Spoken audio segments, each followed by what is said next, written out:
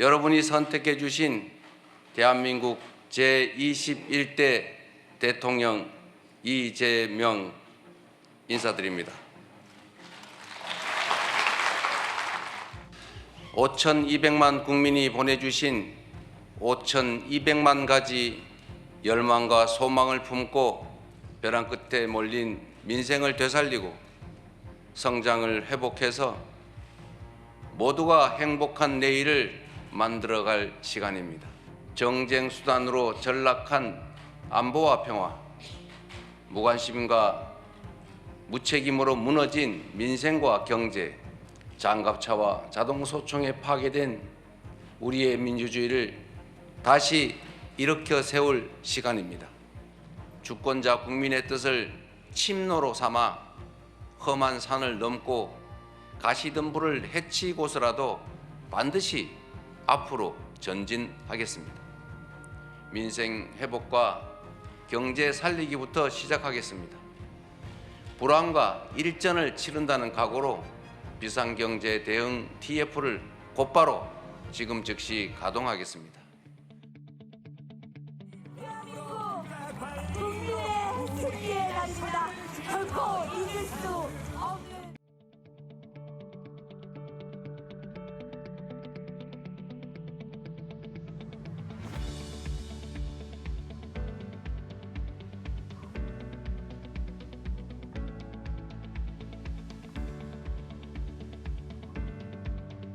먹고 사는 문제가 가장 중요하다. 고통스럽게 살지 않게 해줘야 한다.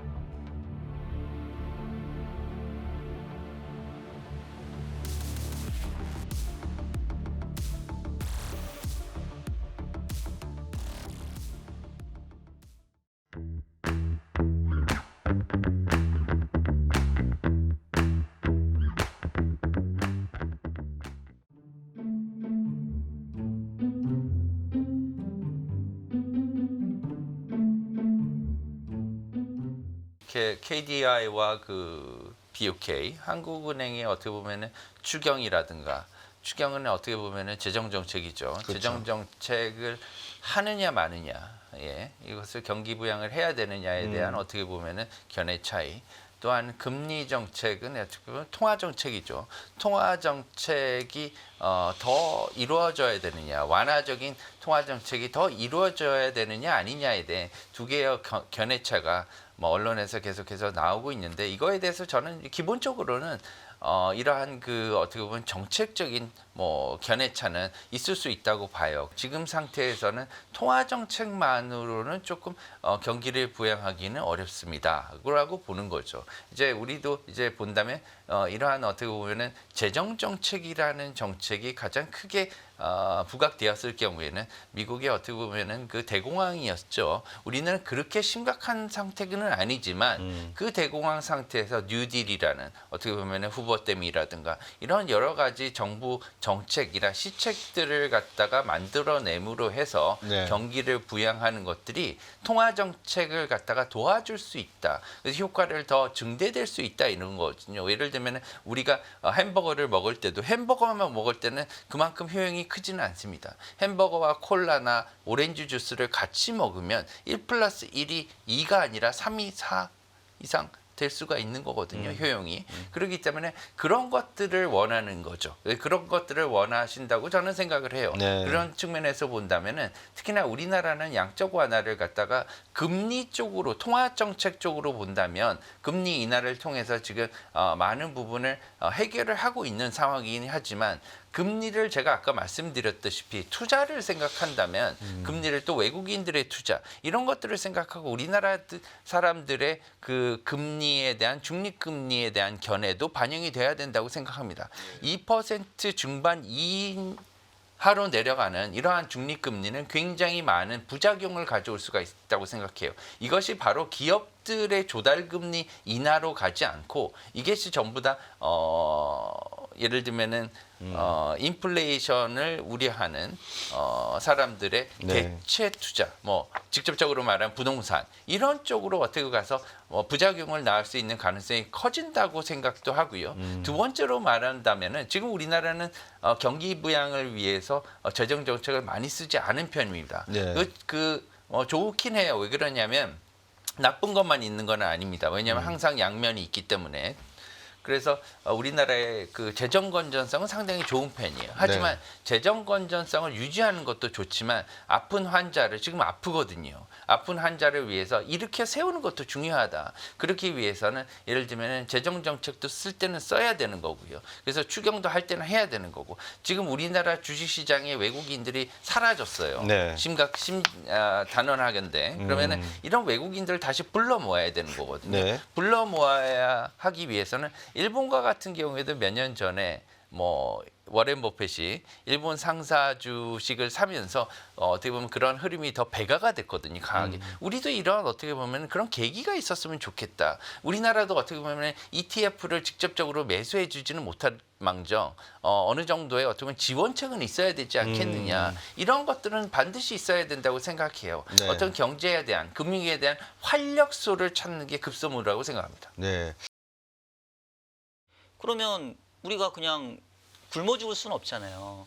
그리고 뭐 박사님도 잘 아시겠습니다만은 한 나라가 적정 수준의 성장률을 만들어야 되는 이유는 이른바 적정한 수준의 성장률을 만들지 않으면 실업률이 급등하기 때문에 사회가 불안해집니다. 그렇기 때문에 어쩔 수 없이 정부는 경기를 부양해야 되는 필요성을 갖게 돼요. 네. 그럼 결국은 맞아 죽으나 굶어 죽으나 그래서 지금은 내수를 부양을 해야 되는데 얼마만큼의 내수를 부양을 할 거냐 이번에 그 부분에 따라서 향후 우리 주가가 여기서 조금 더 갈 수 있을지 아니면 뭐 이 정도 수준에서 마무리할지 저는 이제 그게 아마 향후 정부의 추가적인 경기 부양책이 달려 있지 않냐라는 생각이 들고요. 네.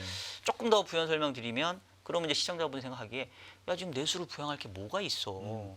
지금 다 내수가 안 좋아서 난리라고 하는데. 네. 근데 뭐 이제 제가 이제 자꾸 우리 박사님 앞에서 이 경제학을 얘기하려니까 너무 좀 아니, 부끄러워가지고 제가 무슨 좀 말씀? 예. 그렇게 되는데 그 소비는 기간별로 나눠져 있습니다. 그러니까 내수를 부양한다는 얘기는 결국 미래 소비를 땡겨오는 것밖에 없어요, 방법은. 그렇죠. 그리고 미래 소비를 땡겨오는 것은 결국은 나중에 대가가 있습니다. 그래서 얼마만큼 이 부작용이 최소화하는 수준에서 미래 소비를 땡겨와서 현재의 경기를 부양할 건지 그거는 정책이 선택할 문제고 그 정책의 선택에 따라서 국내 주식시장의 추가적인 상승 여력도 달려있다. 저는 일단 그렇게 좀 큰 그림을 보고 있습니다. 네. 우리가 정책을 쓸 때는 당연히 이른바 팔러시 믹스라는 얘기를 하는 이유가 각 정책이 가지고 있는 장단점이 있거든요. 재정 정책도 그렇고 통화 정책도 그렇고 그래서 지금은 뭐 사실은 어떻게 보면 너무 교과서적인 얘기인데 재정 정책, 통화 정책 플러스 저는 규제 요 세 가지를 패키지로 하는 정책을 내놔야 된다고 생각을 하고요. 재정 정책은 뭐 그 자체로 정부가 지출을 많이 하는 거기 때문에 성장률에 제고 효과가 있지만 이른바 구축 효과라는 것을 통해서 이자율을 상승시키는 압력이 생겨요. 왜냐하면 정부가 재정을 지출하려면 그 돈이 결국은 세금을 더 거둘 수 없으니 국채를 더 많이 발행할 수밖에 없거든요. 그러면 결국은 재정 지출의 장점은 성장률이 바로 올라가지만 단점은 금리가 상승할 수 있으니까 그러면 반대급부로 한국은행이 금리를 낮춰줘야 되겠죠. 그래서 이런 정책 조합이 필요한 거고 근데 한국은행의 고민은 금리를 낮추려고 하니까 그랬었을 때 두 가지가 걱정된단 말이에요. 하나는 이 통화 환율의 불안정성, 그다음에 이제 부동산인데 통화 가치는 아까 말하라고 합의라는 거를 기본 전제로 깐다면 미국의 기본적인 방향은 달러화를 약세로 가는 거거든요. 그럼 사실 그 부분은 제가 봤을 때는 그렇게 크게 신경을 쓰지 않아도 될 것 같아요. 그리고 오히려 경기를 부양하게 되면 금리 차에 의해서만 환율이 움직이는 게 아니라 펀더멘탈의 차이도 반영하기 때문에 한국 경제가 경기 부양으로 인해서 경제가 조금 성장이 높아지면 오히려 원화의 절상 요인이 생길 수 있거든요. 네. 제가 봤을 때는 뭐 환율에 대한 부분들은 지금으로서는 조금 우선순위 낮은 것 같고 결국은 이제 부동산입니다. 그래서 제가 규제 얘기를 꺼낸 거는 그러면 금리 인하에 따른 부작용은 결국은 부동산 시장으로 이게 필요한 곳에 자금이 흘러가는 게 아니라 투기화된 이 자본시장으로 특히 부동산 시장의 자금이 흘러가는 거기 때문에 그거는 또 규제로 막아줘야 돼요. 네. 농사를 짓다 보면 이제 필요한 곳에 물을 대는데 네. 이게 그 필요한 곳에 물이 가야지 옆으로 새면 안 되거든요. 그래서 통화 정책과 재정 정책을 통해서 경기 부양 조치를 하되 이게 불필요한 곳으로 흘러가지 않기 위한 규제적인 지원이 함께 이 세 가지가 토탈 패키지로 나와야 그나마 우리가 얼마 같지 않은 이 미래 소비를 땡겨올 수 있는 내수의 부양 여력 그리고 많지 않은 재정의 부양 수단 이것들을 가장 효과적으로 사용할 수 있는 이 옵티멀한 그 균형점을 꼭 우리 정부가 찾았으면 하는 그런 바람이고요. 그런 것들이 잘 찾아진다면 저는 올해는 그래도 미국 시장보다는 한국 주식시장이 조금 더 기회가 많이 있다라고 믿고 기대하는 사람입니다. 알겠습니다. 비슷한 상황이 온다라고 얘기하지 않고요. 네. 그거보다도 심하고 더 전혀 심하고 다른 형태로 온다 이렇게 다른 말씀을 형태로. 드려요. 그러니까 예. 보통 사람들이 그래 위기 우리가 겪었던 거 생각하면 지금 말씀하신 것처럼 1997년 외환위기 또 하나 2008년 글로벌 금융위기 그리고 2020년 코로나 사태로 인한 경제 위기 이 정도 생각을 하잖아요. 네. 그러한 위기는 지금 우리가 겪고 있는 위기가 너무나 달라요. 지금 마침 이제 1997년 말씀을 하셨으니까 네. 그때 상황을 잠깐 우리가 되돌이켜 보면 그 당시에는 우리나라가 젊어도 엄청나게 젊고요. 막 엄청나게 과욕을 부리고 그래서 엄청나게 막 과잉 투자를 막 하고 있던 참이에요. 그러다 그렇죠. 보니까 기업 부채도 좀 많았고 또 단기로도 돈을 많이 빌려오고 예. 있었던 그러한 상황이죠. 그러다가 이제 외부에서 찬바람이 확 불어온 거죠. 그때 상황 어떻게 보면 이런 거예요. 제가 볼 때는 우리 사람으로 말하면 제가 너무 막 과욕을 부려요. 그래서 네. 엄청나게 막 일을 하고 막 그렇게 막 바쁘게 막 지내고 그러다가 어느 날 갑자기 심장마비로 푹 쓰러져요. 근데 젊었어요. 아니면은 뭐 그냥 밖에서 뭐가 왔으니까 뭐 뇌졸중이 올 수도 있어요. 뭐 찬바람이 확 불어가지고. 근데 그건 너무 젊으니까 잠깐 병원에 실려가서 금방 다시 일어날 수가 있었다는 거죠. 지금 상황은 그때하고 달라도 너무 다른 거예요. 우리가 너무 늙어버렸어요. 그 당시에는 한 30대 초반이라고 한다면 지금은 제가 볼 땐 60대가 넘었어요. 더군다나 더더욱 문제는 전 세계에서 우리나라가 제일 빠르게 늙어가고 있다는 거예요. 그 늙어가고 있는데 더군다나 그렇다고 과잉 투자하는 거 아니에요. 투자를 하긴 하되 다 어디다 투자하냐면 다 건설 투자, 집 짓는 데만 투자를 해요. 네. 그러니까 미래 먹거리를 하나 하지도 않고 있어요. 이런 상태에서 지금 우리나라는 내부적으로 이미 기초 체력이 막 무너져 가고 있는 거예요. 그래서 제가 제 책에서도 말씀드리고 다른 여러 영상에서도 제가 말씀드리는 것이 우리나라는 사람으로 말하면 조로증 그러니까 빨리 늙어가는 그러한 증에다가 거기 당뇨병까지 걸렸다. 상황이 나쁘면 뭐 어떤 정권 막론하고 계속 부동산 경기 띄우는 정책 계속 쓰지 않았나요? 그러니까 결국 부동산 쪽으로 계속 돈이 몰려가가지고 가계부채가 그야말로 OECD 기준으로 보면 최고 수준이고 또 그러니까 또 전 세계적으로 보면 평균적인 소득 대비로 집값이 최고 수준으로 올라간 거예요. 그 두 개만 봐도 우리나라가 비정상이라는 걸 알 수 있는 거죠. 많은 국제적인 IB에서 뭐라 그래요? 이제는 아예 0.9% 한다. 최근에 JP 모간은 0.7%까지 또 낮춰 잡았어요. 저도 그렇게 볼 것 같아요. 그런 상황이니까 제가 말씀드리면 장기적으로도 계속 떨어지는 데다가 그나마 그것도 단기적으로 못하니까 이거야말로 초유의 위기인 거예요. 예전에는 굉장히 잘하다가 잠깐 떨어졌고 바로 V자형 반등을 했는데 네. 이제는 장기적으로 계속 떨어지고 거기다가 그나마 단기적으로도 금방 회복도 못하는 이런 최악의 상태. 그래서 제가 절대 위기라고 말씀드리는 거예요. 네. 국가의 총체적 위기라고 봐야 되겠습니까? 어떻게 보십니까 지금? 저는 그래서 바로 이제 절대 위기라는 그런 용어를 썼어요. 내부적으로 우리가 너무 늙었고 그것도 체력이 너무 약화된 상황에서 완전히 당뇨 합병증까지 걸려 있고 네. 거기다가 우리가 지금 이렇게 마치 냄비 속에 들어가 있는 개구리처럼 지금 삼겨져 가고 있는데 우리가 죽는지 모르고 계속 지금 아직도 따뜻하네 이러면서 위기를 위기라고 생각하지 않으니까 이제 더 큰 위기다. 저는 계속 그렇게 말씀을 드려요. 실제 뭐 지금 위기가 아니다. 제가 이런 말씀 드리면 댓글에 그런 분들 많이 계세요. 언제 터져요? 뭐 이렇게. 아니 지금 서서히 삼겨져 죽는데 지금 폭 꼴깍 죽어야지만 그게 위기냐는 거예요. 지금 이거보다 더 심한 위기가 어딨냐. 그래야 절대 위기라 이렇게 말씀을 드리는데 네. 그게 지금 잘 짚어주셨는데 뭐 여러 가지가 있는데 일단 사람들이 기본적으로 지금 상황에서 열심히 뭘 해봐야 되겠다 이런 것도 없고 그 중요한 이유가 이제 사회가 완전히 양극화돼 버리니까 하나로 똘똘 뭉쳐서 뭘 해야 되겠다는 생각을 또 못하는 것 같아요. 그럼 왜 양극화가 되었느냐? 예. 뭐 여러 가지 이제 근본 원인이 있을 수가 있는데 전 제 책에서도 이제 제가 크게 사부로 되어 있는데 네. 일부가 뭐냐면 우리나라뿐만 아니라 전 세계적으로 어떤 거대한 변화를 하고 있느냐. 그게 이제 첫 번째가 디지털 사회로 변화한다. 두 번째가 이제 노인 사회로 간다.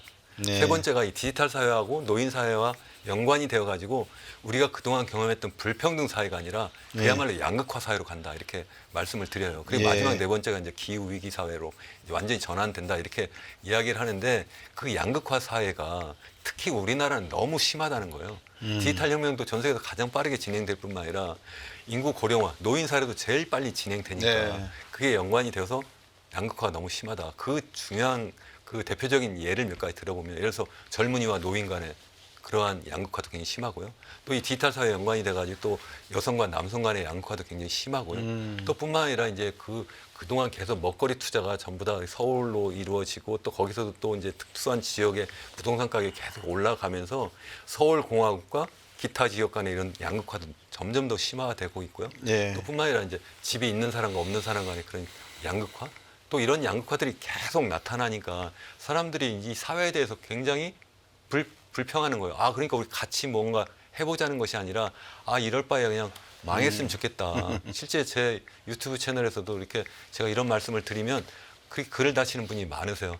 이번에 꼭 터져야 된다. 안 터지면 사람들이 깨닫지 못한다. 이런 말씀까지 하시는데 정말 얼마나 지금 상황을 나쁘게 보면 그러겠어요. 그러니까 저는 그런 상황까지 가지 말아야 되겠다 싶으니까 제가 이렇게 이러한 기회 있을 때마다 자꾸 목소리 톤이 자꾸 높아지는데 네.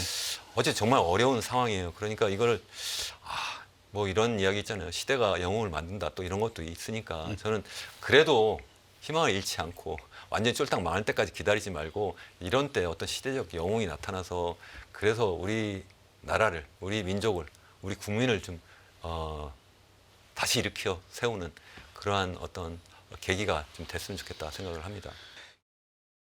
우선 물가가 그렇게 많이 오르고 있는 건 아니죠. 많은 분들께서 고물가 때문에 고통을 받고 있는 건 사실이지만 물가 상승률이 미국처럼 오르고 있지 않고 어떻게 보면은 지금 한국은행은 지금 물가가 잡혀가고 있다라고 볼 수도 있을 것 같습니다. 어쨌든 소비자 물가 상승률이 통계 지표상으로 떨어지고 있기 때문이죠. 그런데 경기 흐름을 놓고 보면 우리 경기 흐름은 사실 심상치 않습니다. 올해 0% 경제 성장률까지 떨어질 수 있는 가능성을 저는 열어둬야 된다고 봅니다. 물론 여러 가지 전제 조건이 붙습니다. 네. 상반기 중에 강력한 재정 정책이 효과를 발휘하지 못하고 예상보다도 미중 관세 전쟁이 격화되고 그 과정에서 우리나라도 이런 관세 부과의 악영향을 많이 받게 되고 예상보다 미국 경제 성장률이 좋지 못해서 우리의 대미 수출이 또 악영향을 받게 되고 네. 이러한 여러 가지 조건들이 겹쳐진다라고 한다면 사실은 0%대까지 떨어질 겁니다. 그런데 이것보다도 사실 더 중요한 건 뭐냐면 이제 0%대 성장률이라고 하는 것이 그다지 놀랍지 않은 분들도 생겨나고 있고 더 중요한 것은 뭐냐면 그러면 이러한 올해 상황을 지나고 나서 내년에 과연 우리 경제는 강력하게 반등할 것인가?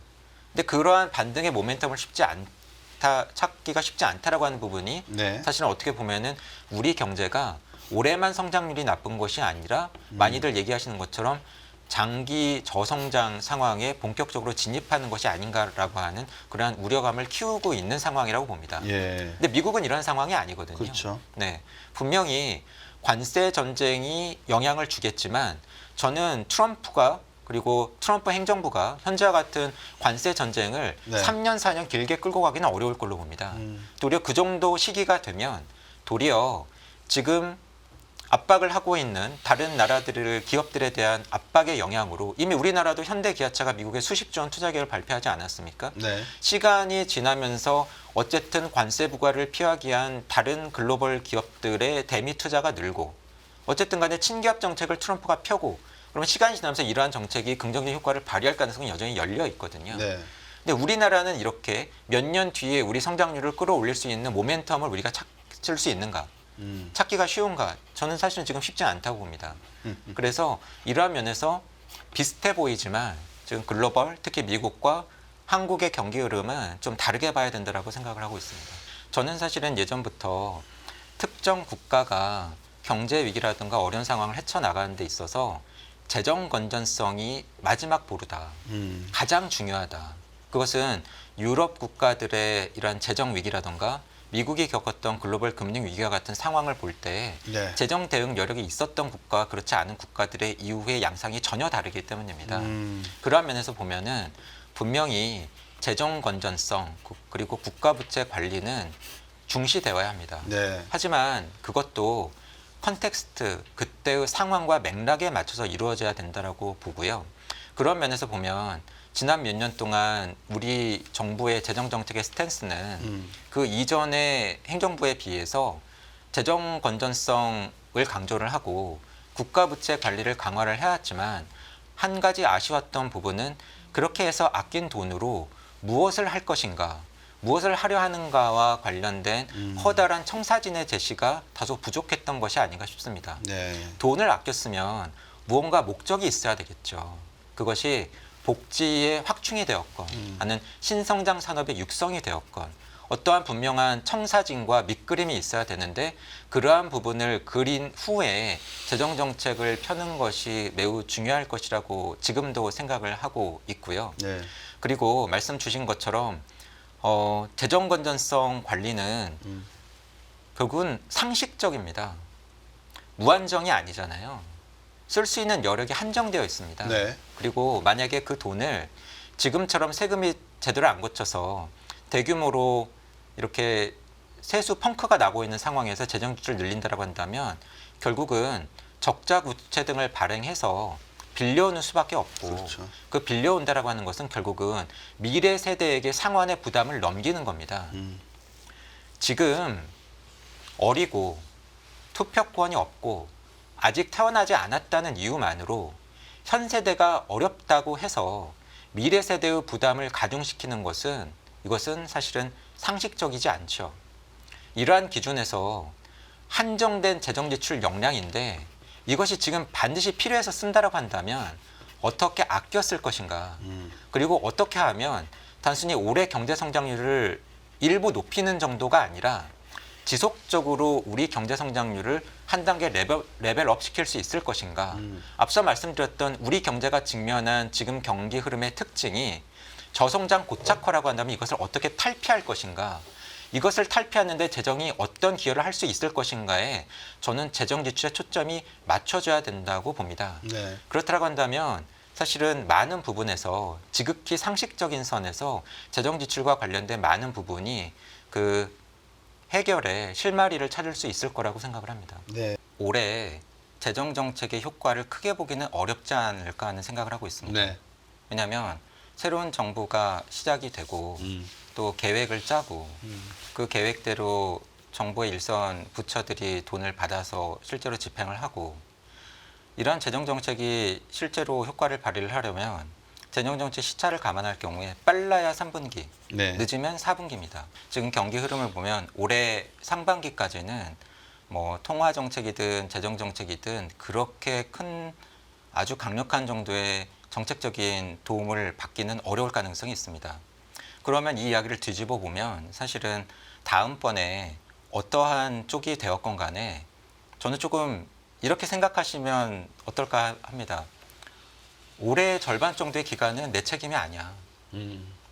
내가 어떻게 할 수 없었는데 지나가 버렸어. 그래서 내가 애를 썼는데도 그 효과를 발휘하기에는 시간이 많지 않았어. 이 이야기가 의미하는 것은 뭐냐면 저는 특정한 경제 지표에 너무 집착하지 않았으면 좋겠습니다. 어쩌면 올해 한국 경제 성장률이 상당히 낮게 나올 수도 있습니다. 그렇다고 한다면 너무 올해 성장률에 집착하지 않으시는 것도 방법일 것 같습니다. 그러면 무엇에 포커스를 맞춰야 될 것인가? 내년 이후에 과연 우리 경제가 의미 있게 반등하려면 지금 뭘 해야 되는가? 그리고 말씀 주신 것처럼 향후 몇 년 동안 한국 경제 성장률이 지속적으로 떨어지는 것이 아니라 레벨업되거나 추세 전환을 이루려면 지금 뭘 해야 되는가? 그런 쪽에 초점을 맞춰서 재정 정책을 편다라고 한다면 네, 그래도 많은 분들이 걱정하시는 그런 상황은 피할 가능성이 있지 않을까 하고 생각을 합니다.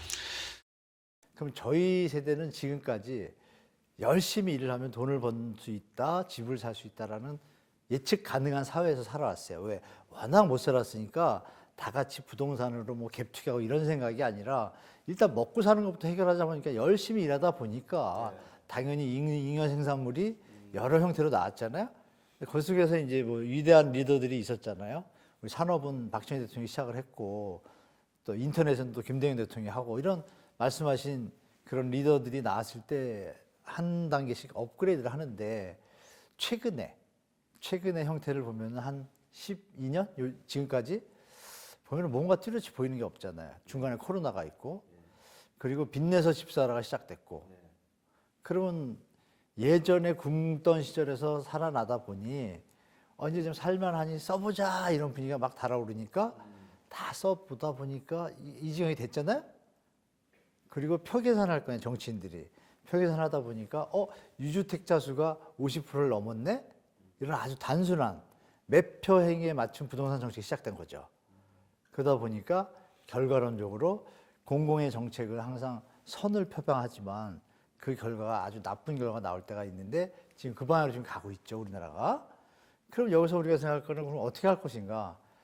저는 지금 대한민국의 부동산이요, 우리를 역습하고 있다라고 생각을 해요. 어떤 면에서 그러냐면 특히 이제 강남권에서 이제 이런 일들이 많이 벌어졌고 이게 또 많이 일파만파 많이 번졌는데 땅값을 많이 띄웠어요. 근데 지금 오히려 시행사분들 중에 그렇게 땅값이 뛰고 막 하다 보니까 본인들 사업이 지금 어려워진 분들이 있어요. 이게 뭐냐면 이게 부동산의 역습이라는 거예요. 나에게 기쁨을 줬던 부동산이 이제 나에게 슬픔을 주는구나. 원래 땅값은 5천억인데 이것도 비쌌는데 이게 분양도 안 되고 이제 몇 년 가다 보면 8천억짜리 됐으니까 이걸 결과론적으로 누가 다 떠나야 이 게임이 끝나는 거냐면 수분양자들이 받아야 게임이 끝나는데 맞잖아요. 그래서 PF를 이런 PF가 아니라 이런 부실 사업장을 계속 살려두면 결과론적으로 수분양자들의 빚만 늘어난다. 그래서 제가 드렸던 말이 뭐냐면 이런 건 과감하게 시장론에 의해서 관치가 아니고 시장론에 의해서 이게 망가지면 5천억에 샀던 땅이 4,500억 뭐 이런 식으로 내려와서 거래가 돼요. 그럼 좀 더 빨리 사업이 진행되겠죠? 그러면 분양값도 싸지잖아요. 그럼 분양값이 싸니까 당연히 거기에 임차 들어갔던 월세 들어가신 분들은 월세가 나름 저렴해지니까 사업을 열심히 해서 뭔가 이익을 낼 수 있는 여지가 좀 더 생기잖아. 그러면 경기가 돌아가죠.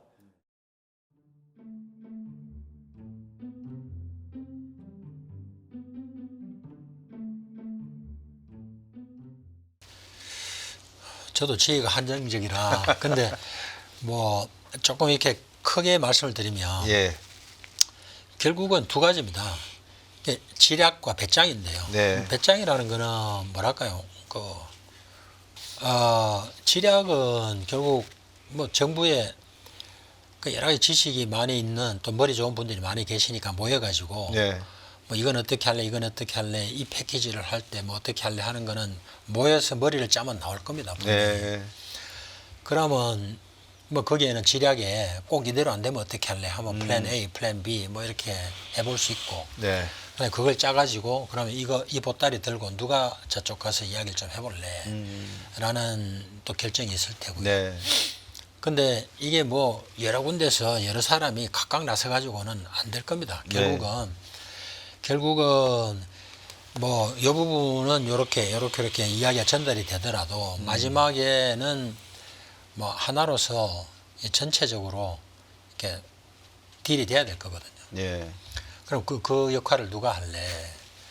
할 때 이제 그 역할에 나서는 사람은 분명히 이제 좀 강단이 필요한 거죠. 네. 밀당이 있어야 될 테니까요. 근데 강단이 있어야 되는 그 국면에 가면 그 강단은 혼자 못 부립니다. 예. 예. 뒤에 비빌 언덕이 있어야죠. 그렇죠. 예. 예. 그 이제 뭐 한미 회의할 때도 결국 그때 대통령은 노무현 대통령이었죠. 네. 타결할 때는 대통령이 그래도 대국민 담화도 하고 하면서 뭐 이렇게 해가지고 개방을 해가지고 성공한 나라도 있고 실패한 나라도 있지만 개방 안 하고 성공한 나라는 없다. 네. 라는 정도의 어떤 생각을 갖고 있으시니까 네. 뭐 제가 뭐 정치적으로 그분하고 못했다 그건을 떠나가지고 네. 최소한 내가 하고자 하는 이 업무에 그분이 최고 탑 리더로서 네. 비빌 언덕이 되는 거죠. 예. 그리고 실제로 그렇게 해줘야 되고요. 네. 근데 그게 아니고 혼자 가가지고 네가 알아서 해봐 이러면 그거 좀 어렵죠 사실. 그 얘기를 누가 하겠습니까, 그죠? 예. 이제 그런 국면에서 보면 지금 우리 뭐 정국이랄까요? 네. 여기에 과연 이제 굉장히 중요한 이 부분을 예, 뭐 지략은 뭐 지금도 준비를 하고 있을 겁니다, 분명히. 예. 제 개인적인 생각은 이거야말로 절호의 기회라고 생각합니다. 제가 알래스카 LNG를 조금 구체적으로 설명을 드리면은 알래스카 LNG라는 게 그 알래스카에 있는 그 가스전에서 신규 파이프라인을 처음으로 건설하는 게 아니고요. 네. 그게 노스로프라고 그 북사면에 네.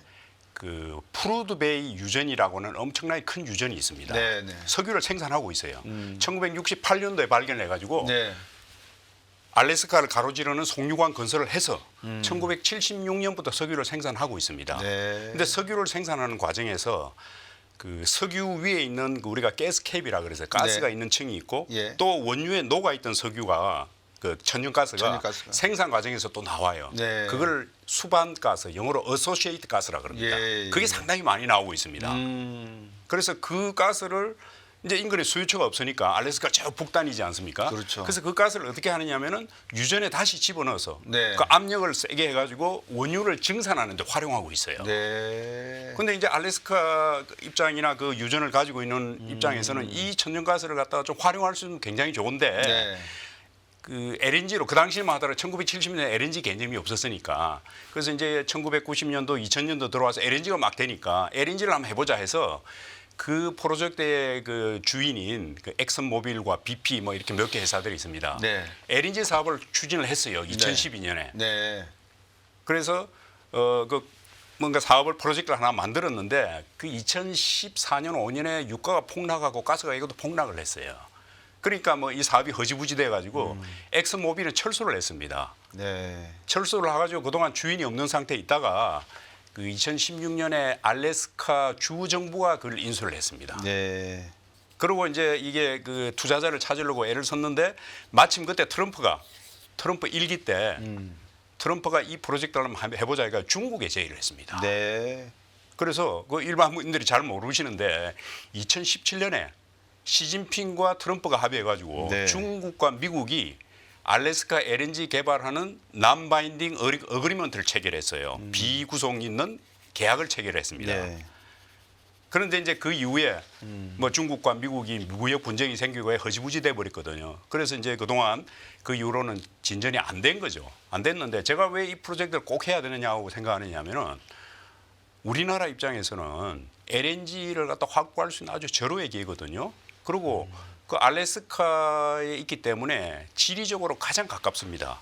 물론 호주도 가깝지만은 네. 호주나 말레이시아나 인도네시아 같은 데는 LNG를 공급하는 그 가스가 점점 줄어들고 있습니다. 네. 그래서 장기적으로 볼 때는 알래스카 LNG를 갖다가 우리가 확보를 하는 게 아주 굉장히 중요하죠. 중요하고 그다음에 그 프로젝트는 세 가지로 나눠져 있습니다. 하나는 이제 그 유전 지역에 가스를 갖다가 이제 그 집어넣는 가스를 그 LNG용으로 만들려면은 가스 처리 시설이 필요합니다. 그렇죠. 가스 처리 시설이 하나 있고 가스관 건설이 있고 액화가 있거든요. 네.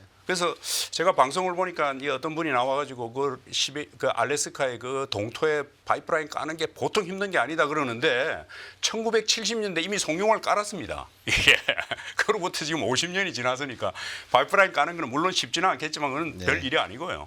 액화 쪽도 뭐 전혀 문제가 없거든요. 그래서 우리나라 입장에서는 반드시 오히려 이게 뭐 굴러온 떡이다 생각하고 들어가야 되는 프로젝트. 물론 투자비가 워낙 많기 때문에 그 쉽지는 않지만은 우리 이제 여러 기업이 콘소시엄을 만들어 하고 또 필요하면은 요즘 뭐 저 언론에 나오고 있던데 한국, 일본, 대만 이렇게 또 3국이 합동을 해서라도 꼭 참여를 하는 게 좋다고 저는 생각합니다. 결국 한국 기업이나 한국 정부에게 트럼프 대통령이 그런 의사를 이렇게 내비쳤다라고 하는 것은 어느 정도 우리에게 기술력이라든지 또는 운반에 필요한 여러 가지 선박 제조에 관한 우리의 기술력을 트럼프 대통령이 알고 있다 이렇게 봐도 되겠네요. 그러면. 그럴 수도 있죠. 예, 우리나라의 LNG 선박은 우리가 전 세계 한 70-80%는 한국이 지금 만들고 있고 물론 중국이 지금 빠르게 추월하고 있는데 한국이 기술적으로 LNG 설비 쪽으로는 뭐 굉장히 충분히 할 수 있고 선박도 마찬가지고 또 파이프라인 건설 쪽에 우리나라의 그 EPC 업체들이 또 참여할 수 있거든요. 그래서 여러 가지 LNG 확보 차원에서도 좋고 또 뭐 건설 회사들이 많이 진출할 수 있으니까 저는 이제 아주 좋은 기회라고 생각하고요. 그 이제 엑슨모빌이 빠져나왔는데 그게 사업성이 없지 않느냐 이렇게 얘기를 하는데 이게 그 알래스카 LNG 사업 같은 경우는 구매처가 아시아 국가입니다. 동아시아에. 왜냐하면 거기서 생산하는 걸 갖다가 파나마 운하를 거쳐서 저 대서양으로 보낼 수는 없거든요.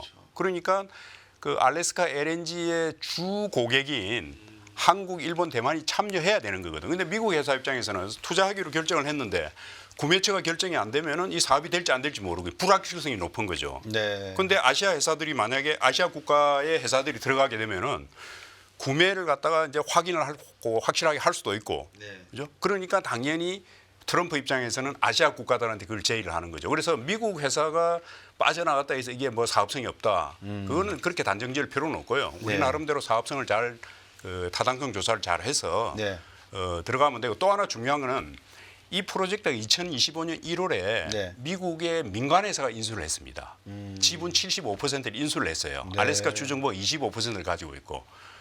그럼 이제 곽과선이 잘 아시겠지만 민간 회사가 아무리 트럼프가 하라 해도 돈이 안 되는데 하지 않거든요. 그렇죠. 수익성이 있어야만 시작한다 이거죠. 그래서 아마 타당성 조사를 많이 할 겁니다. 그다음에 구매처도 확보하고 장기 계약도 체결하고 그래서 모든 게 준비가 되면은 FID, Final Investment Decision 그게 내려지면 그때부터 본격적인 투자비가 들어가는 거예요. 그러니까 그게 이제 뭐 3년이 걸릴지 5년이 걸릴지 10년이 걸릴지 모르겠지만은 FID 이전에는 큰 비용이 안 들어가요. 그리고 FID가 이미 했다. 그거는 수익성이 확인됐기 때문에 하는 거다 이거죠. 그래서 나중에 뭐 미적미적하다가 기회를 놓치지 말고 지금 일단 참여해서 타당성 조사에 같이 참여하고 그다음에 이 프로젝트가 만약에 이거 타당성이 안 좋다 그러면 결국 미국 민간에서 안 할 거고 이 사업은 결국 무산될 겁니다. 그럼 그때 가서 빠져나오면 되는 거거든요. 그래서 하여튼 잘 판단해야 됩니다.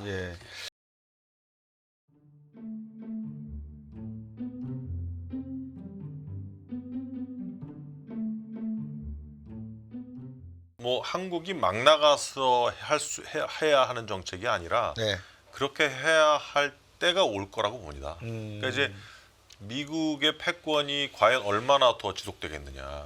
그러니까 물론 미중 경쟁에서 미국이 승리할 가능성이 좀 높아 보이지만 그렇다고 해도 그 이후에 미국의 패권은 계속해서 약화될 가능성이 높고 그렇게 되면 지금 일본 같은 경우도 소위 포스트 트럼프에 대해서 이미 준비를 하고 있단 말이죠. 뭐 중국과 어떤 다시 관계를 지속시키려고 하고 있고 그리고 계속해서 뭐 무기 체계나 방위비를 한 2%까지 올릴 그러한 생각을 하면서 솔직히 미일 동맹은 중요하다고 계속 정책을 밀고 나가지만 그 이면에는 일본의 자립이 가능한 쪽으로 슬금슬금 동시에 발을 내딛고 있단 말이에요. 저희 한국 입장에서도 그래요. 지금이 독자적으로 핵보유국이 될 시기는 아니지만 그럴 시기와 상황이 왔을 때는 충분히 우리가 그런 정책을 펴야 된다. 네. 예, 그때가 언젠가는 오지 않을까 싶습니다. 언제쯤 어떤 조건이 충족이 되면 환경이 만들어지면 방금 말씀하신 우리도 어차피 핵 보유국으로 가야 된다라고 하는 상황이 될까요? 어떤 조건들이 만들어져야 지금은 될까요? 핵 보유국을 한다 그러면 트럼프 인사들은 한국 보고 작년부터 그랬잖아요. 그러니까 그 방위비 분담금 올리기 싫으면 니네가 핵 가든지 해가지고 니네 안보를 알아서 책임져라. 그러니까요. 그래서 물어봤어요 제가. 네. 그러면 NPT, IAEA 제재 들어올 거고 국제사회 제재 들어올 것이고 주변국에서 또 계속 뭐라고 할 것이고 핵도미노 현상도 올 것이고 이거 미국이 막아줘야 된다. 안 그러면은 북한이 핵 개발하려다가 제재 먹은 거 우리 똑같이 다 먹을 수 있다. UN 제재 들어올 거. 그렇죠. 그럼 막아줄래냐 그랬더니 그런 거는 못 막아주겠다는 거예요. 그러니까 지금 그런 상황, 즉 미국이 여전히 국제사회의 여론과 정책을 좌지우지할 수 있는 힘이 남아있을 때는 네. 독자적 핵무장은 아직까지는 좀 시기상조 아닌가 생각을 합니다. 그렇죠. 이 핵무장이라고 하는 게 그렇게 참 뭐 감정적으로 불쑥불쑥 끄집어낼 수 있는 문제는 아닌 것 같아요. 뭐 반도체도 더 잘하시지만 미국의 원천 기술, 장비, 일본의 소부장, 한국과 대만의 제조력, 네. 거기에 뭐 이제 네덜란드의 뭐 ASML 예. 뭐 이제 이렇게 해갖고 이게 엮어져 있는 그렇죠, 거잖아요. 그렇죠. 어느 하나만 빠져도 안 되죠. 안 되는 구조란 말이에요. 그러니까 결국은 상대방을 인정해주지 않으면 아무것도 안 일어나는 그러니까요. 구조예요. 예. 그러면 모든 분야에서 그런 그 틀을 가지고 움직인다면 중국도 우리가 이렇고 너희는 이러니까 이런 거에 관해서 얘기를 하자고 얼마든지 할 수 있는데 중국은 이제 그러면은 결국은 머릿속에 미국하고 일본하고 한국은 미국 편이야. 이게 머릿속에 딱 있기 때문에 절대 안 합니다. 절대 안 하고 우리는 이제 중국을 바로 이렇게 앞대고 있는 국가 입장에서 지나치게 미국 의존적으로 또는 미국에 경사된 것처럼 보이는 것도 한국한테는 불편한 거예요. 예, 부담스러워서 그렇죠. 그걸 이제 피해 가려고 노력을 하는 과정이거든요. 그러니까 저는 그런 거를 가감 없이 얘기를 해야 된다라는 거예요. 이거는 이래서 어렵고 이거는 미국 당신들은 이래서 어렵고 그래서 우리가 이런 거를 미국한테도 얘기했다. 그렇죠. 사실 그런 얘기들을 끌고 가면서 일본하고는 뭐 역사 문제도 있고 마찬가지입니다. 저도 한국 사람이고 그런 고통을 받은 걸 알고 있고 그렇다면은 그거를 언제까지 그렇게 놔둘 거냐. 그러면 적어도 기술이라든가 산업이라든가 이런 부분에서는 나름대로 협력할 부분이 우리가 그렇죠. 이제 일본에 대해서 그동안 캐치업 전략이라서 열심히 쫓아왔잖아요. 그래서 어떤 부분에서는 지금 한국의 젊은이들은 우리가 일본보다 훨씬 잘 사는 국가라고 생각하는 친구들도 있습니다. 많아요, 실제로. 그래서 그렇다면 그런 역사의 트라우마는 조금 이제 새로운 세대는 그 옛날보다 약화됐으니 그런 쪽으로 접근을 하면서 그게 이제 실사구시적 접근이죠. 그 현장에서 그런 개념으로 움직이는 것들이 더 확대가 된다면 저는 그런 것들이 그 한국 경제 발전에 상당히 기여를 할 수 있다라고 생각을 하거든요. 지금 AI 말씀하셨지만 지금 이렇게 AI 하는 거 보면 미중 간의 싸움인 것 같고 다른 나라들은 명함도 못 내미는 상황이에요, 지금. 이렇게 가면 안 되잖아요. 그럼 우리가 미중은 워낙 커서 그렇다고 치면 우리도 한 3위 정도는 해야 되는 거 아닙니까? 근데 미중이 워낙 극렬하게 싸우니까 3위의 존재가 없는 거잖아요. 이럴 때 우리도 그런 부분을 치고 나가고 그래야 뭐 공간이 생기고 저거는 한국이 잘하네. 저런 거는 우리가 없는 건데 뭐 이런 것들로 그 기술 어떤 경쟁력 이런 것들이 배가가 돼야 미중 사이에서 포지셔닝이 될 거다. 그렇다면은 지금까지 했던 거와는 좀 다른 방식으로 좀 접근을 하는 게 맞지 않는가. 어떻게 보십니까? 에이펙 정상회담 때 시진핑 주석하고 트럼프 대통령이 오지 않겠습니까? 어떻게 보십니까? 와야 된다고 생각을 하죠. 왜냐하면 트럼프 대통령은 안 와도 아마 시 주석은 올 거예요. 안 와도 이제 내년에 에이펙 개최국이 중국이고요. 중국이죠.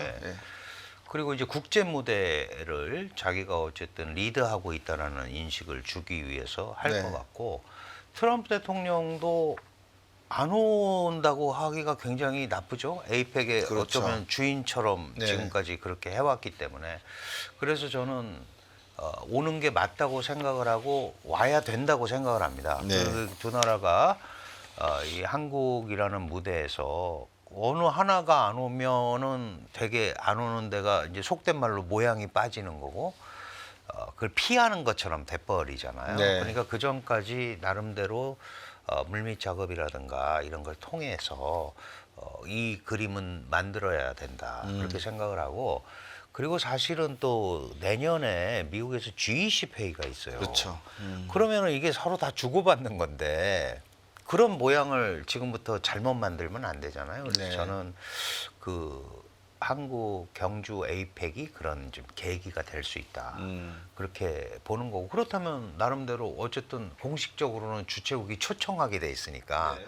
미중 양 정상을 초청하는 형태가 되는 거고 그렇다면 중간 역할을 또 충분히 하는 거를 보여줄 수 있는 거고 그래서 저는 이루어질 거다 이렇게 판단을 네. 합니다.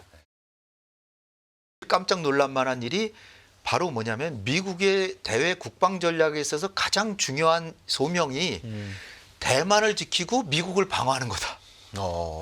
진짜 이례적이네요. 네, 미국을 방어하는 건 전혀 이상하지 않죠. 그렇죠. 미국의 국방 전략이니까. 네. 근데 대만을 중국의 침략으로부터 방어해 준다. 이게 가장 중요한 거 두 개 중에 하나로 들어간 거예요. 이러한 목적으로 우방국들에게 그 방위비를 늘리라고 압박을 가하고 예.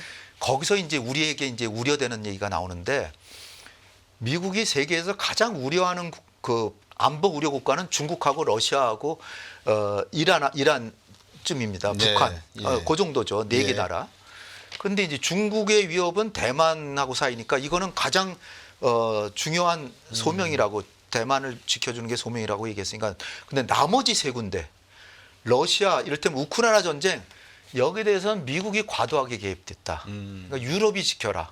우린 뒤에서 조금 지원만 해주겠다. 그러니까요. 그 얘기고요. 예. 두 번째 이란. 예. 중동 지역은 이란이 이제 말썽꾼이라고 보고 예. 이란으로부터의 안보 위협은 너네가 해라. 그다음에 우리 대한민국 북한이 남침할 위험 있잖아요. 도발하고. 네. 그것도 한국이 알아서 해라. 이 가로 안에 지금 숨어 있습니다. 네. 그러니까 우리한테는 이거는 절대 남의 일이 아닌 거죠. 우리에게 있어서는 북한의 남침은 한국이 억제하고 미국은 보조만 하겠다는 거 아닙니까? 그렇죠. 근데 지금 상황이 어떻죠? 한미가 연합군으로 이렇게 유기적으로 이렇게 얽어져 있는 데다가 사령관을 미국이 하고 있단 말이에요. 그렇죠. 그러니까 북한이 남침하면 미국은 좋으나 싫으나 그냥 전쟁에 얽혀 들어가게 돼 있습니다. 네. 미군이 사령관이고. 그렇죠. 근데 우리로서는 어떻게 보면 사령관이 미국인데 미국이 개입을 포기하면 사령관은 한국은 사령관도 없는데 미국은 빠지고 그러면 누가 지휘합니까? 그렇죠. 우리도 큰일 난 거죠. 그 점에서도 큰일 날 뿐 아니라 미국은 앞으로 우리에게 전략적 유연성을 더 확보해서 주한미군을 빼가지고 대만의 방위에 얼마나 언제든 쓰겠다라고 나설 가능성이 크고요. 네. 우리한테 지금 당장에 다가올 게. 두 번째는 가능하면 한국도 좀 도와주면 좋겠다. 지금까지는 주한미군을 대만 양안관계 사태 쓰는 것도 눈치 보고 있었는데 네. 지금 한 걸음 더 나가서 그거는 물론이고 한국도 양안과의 문제는 남의 일이 아니니 동맹 차원에서 도와주면 좋겠다. 이거 엄청난 얘기고요. 네. 이것도 아주 우리한테는 심각한 안보 지금 문제가 되고 있고요. 그다음에 북한을 남으로부터 지킨다는 거는 야 너네가 그냥 공짜로 그냥 너 혼자 지키냐? 아직 방위 능력이 없잖아. 네. 그렇게라고 얘기를 하면서 그럼 국방비를 늘려라. 네. 그러면서 가로쳐놓고 국방비를 늘리려면 미국의 무기를 더 사라. 이런 게 다 엮여져 있는 거죠. 네. 방위 분담금도 더 늘리고. 네. 이런 것들이 우리에게 이제 당장에 다가올 문제고 그러니까 우리가 지금까지는 노무현 정부 때 전략적 유연성을 이제 합의해 줬고 네. 그다음에 그걸 합의해 주면서 전시작전 통제권을 가져오려고 했잖아요. 네. 그래서 2012년 4월 17일 날 가져오기로 약속이 되어 있어서 네. 노무현 정부 때 모든 게 하나하나 검증을 해나가는데 80%, 90%까지 문제가 없다라고 그렇게 돼 있었거든요. 네. 그거를 이명박 정부 들어와서 2015년으로 연기하고 박근혜 정부 들어와서는 아예 조건이 갖춰질 때까지 무기한 연기시켜버렸습니다. 문재인 정부 들어와서는 다시 찾으려고 했지만 미국이 순순히 넘겨주려고 안 했고요. 네. 그리고 한미연합훈련도 뭐 한반도에 봄이 와가지고 연합훈련 안 하기도 하고 그랬잖아요. 그렇죠. 그러니까 그런 사이에 이 전자권 전환을 위한 한국군의 능력 테스트를 제대로 못했습니다.